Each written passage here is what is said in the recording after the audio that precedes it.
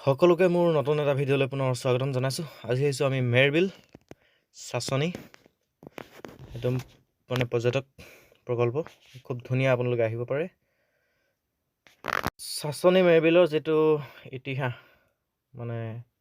কয় আগৰ মানুহে, সেইখিনি মই আজি ক'বলৈ আপোনালোক চেষ্টা কৰিম। জল কোঁৱৰে যেনেকৈ গোসাঁই জীয়েকক বিয়া পাতিছিলে, কেনেকৈ মেৰবিলখন উৎপত্তি হ'ল, সকলোখিনি ক'ম। এইখনেই হ'ল সেইখন মেৰবিল। আমি এতিয়া পাইছোঁহি লাহে লাহে। ইয়াত বিভিন্ন ধৰণৰ পৰিভ্ৰমী চৰাইবিলাক আহিছে। আচলতে এনেকুৱা ছিজনত, খৰালি দিনত বাহিৰৰ দেশৰ পৰা চৰাইবিলাক আহে। আৰু ইয়াত বস্ত্ৰ মেলা হৈ আছে, বাণিজ্য মেলা হৈ আছে খুব ধুনীয়াকৈ। মেৰবিল উৎসৱ 2024। এতিয়া কথা হ'ল কি, গোসাঁই জীয়েককনো জল কোঁৱৰে কেনেকৈ বিয়া পাতিলে? বহুত শ বছৰ আগতে বুঢ়ীদিংখন আচলতে বৈ গৈছে চাচনি আৰু টেঙাখাত মাজেদি। ইপাৰে আছে টেঙাখাত, এপাৰে আছে চাচনি। চাচনি ঠিক সেই বুঢ়ীদিঙৰ বেছি দূৰত নহয়, কাষতে আছিলে গোসাঁই ঘৰ। আমি যাক কওঁ বাৰেঘৰ সত্ৰ, তাতে আছিলে গোসাঁই ঘৰ। গোসাঁই ছোৱালী এজনী আছিলে।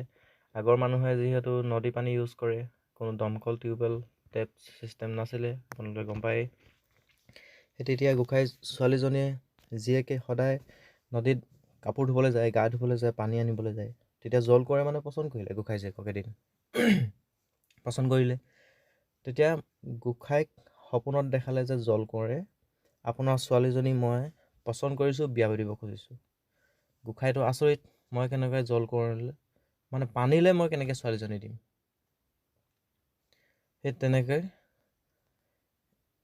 গোসাঁই ক'লেগৈ যে জল কোঁৱৰক, মই কোনোপধ্যে ছোৱালীজনী মই আপোনালৈ বিয়া দিব নোৱাৰোঁ, মোক ছোৱালীজনী মাৰিব নোৱাৰোঁ, তেনেকৈ ক'লেগৈ। তাৰ পাছত সেই কোৱা পাছত জল কোঁৱৰক খং উঠিলে। হঠাতে এদিন কি কৰিলে, গোসাঁই ঘৰটোৰ মাজতে ৰাখি জল কোঁৱৰে গোটেই বুঢ়ীদিহিং নৈখন এক পাক মেৰাই দিলে। যিহেতু গোসাঁই ঘৰটোৰ মাজত থাকি গ'ল। তাৰপৰা গোসাঁই ৰাতিপুৱা শুই উঠি দেখিছে চাৰিওফালে কেৱল পানী আৰু পানী, কেৱল গোসাঁই ঘৰটোহে মাজত আছে।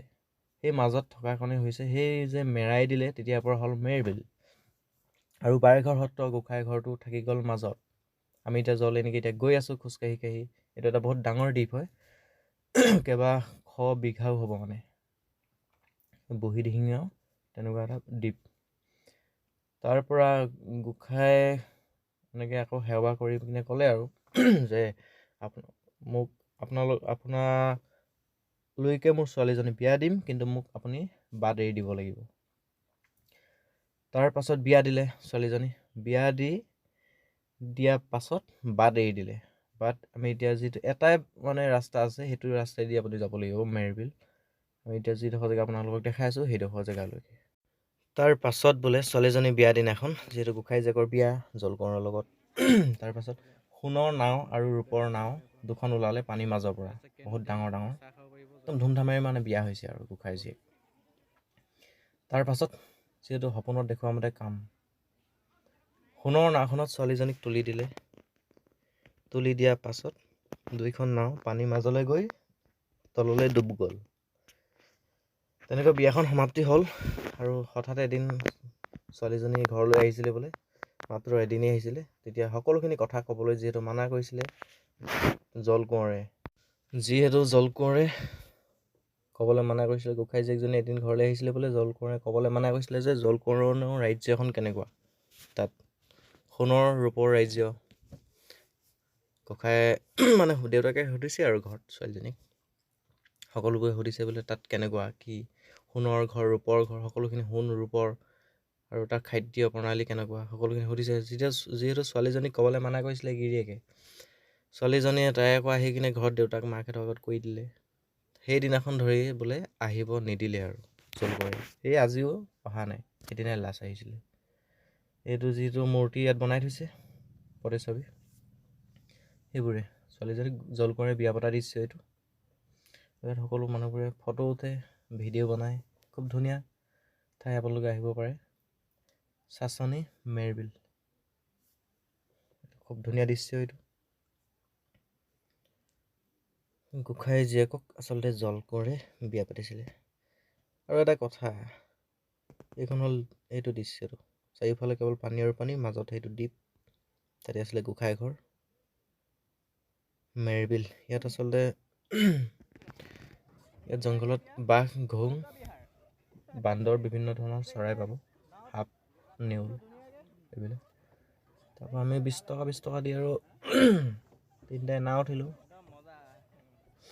তিনিটাই 20 টকা নহয়, 20 টকা দিলে তিনিটা উঠিব পাৰি। খুব ধুনীয়াকৈ ফূৰ্তি কৰিলোঁ আৰু ঘৰলৈ আহিলোঁ। আৰু এটা কথা ইয়াতে কওঁ, কিছুমানে কয় আকৌ 1950 চনত বৰ ভূমিকম্পৰ ফলত যিমান বিল আছিলে সকলোবোৰ বিল সৃষ্টি হোৱা বুলি কয়। এইটো আচলতে নোহোৱা নহয়, এইটো কাল্পনিক, এইটো আৰু নাজানো আৰু কি হয়। আপোনালোকে যোনটো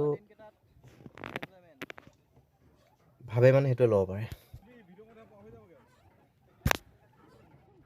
আপোনালোকে আহক, ফূৰ্তি কৰক, চাওকহি। নগৰ মহানগৰ মানুহে সৃষ্টি কৰিব পাৰে। ডাঙৰ ডাঙৰ বিল্ডিং, দোকান পোহাৰ বনাই দিলেই নগৰ মহানগৰ হৈ যায়। কিন্তু প্ৰকৃতিয়ে যিখিনি বনাই থৈ যায় সেইখিনি আচলতে কোনো বনাব নোৱাৰে, কাৰো সাধ্য নাই। সেইখিনি অলপ বেলেগ, অলপ সুকীয়া।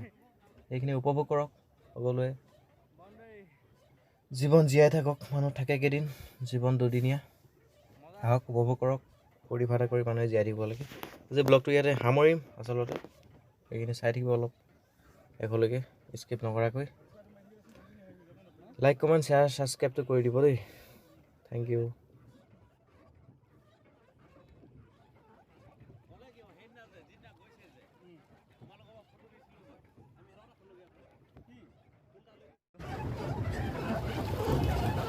কেনেকুৱা?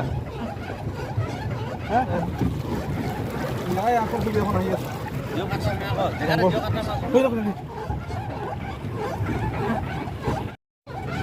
পেডেল মাৰি মাৰি মাৰি মাৰি